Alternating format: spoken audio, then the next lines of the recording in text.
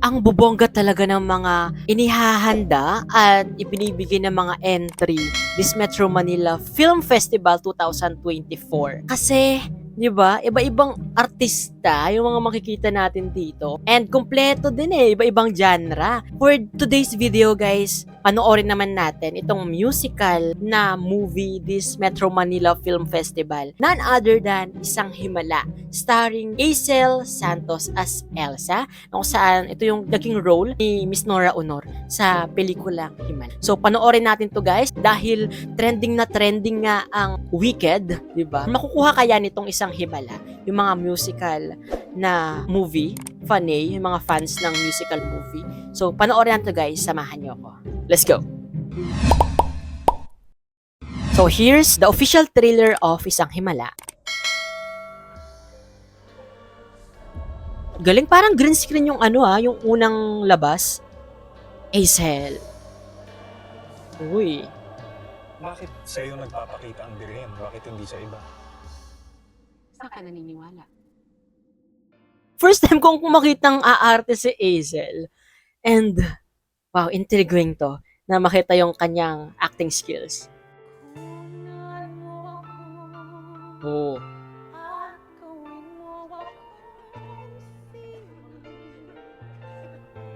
Ang naaalala ko sa scene na ganito, yung commercial ng RC Cola. I think ginawan ko na siya ng reaction video Pero, ayun lang, share ko lang.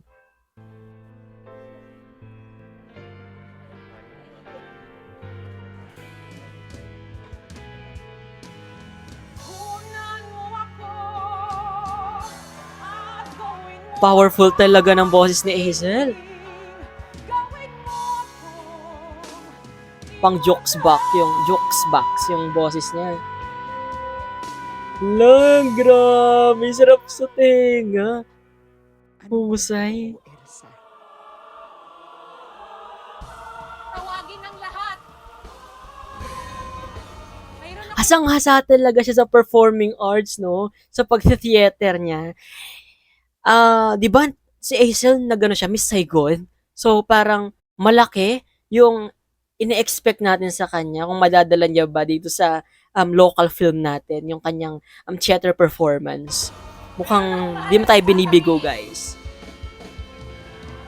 Wow, Ricky Lee.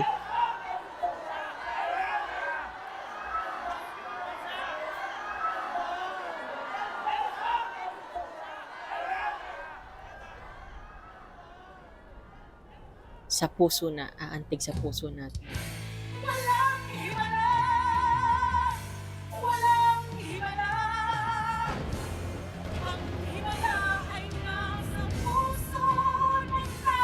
Wow, director ng Gomburza ang magdidirect nito.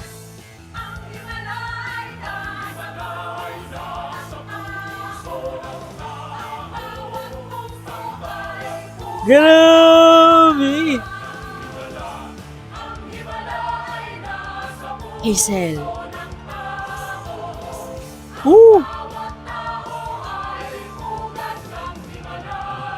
Grabe! Bayang umaawit, ngunit bingi.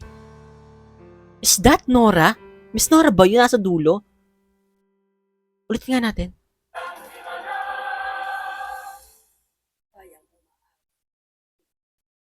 My God, Miss Nora. Mukhang may special participation si Miss Nora Honor dito, ha? In fairness, bigay todo rin sa talaga sa pag-arte si Aisel.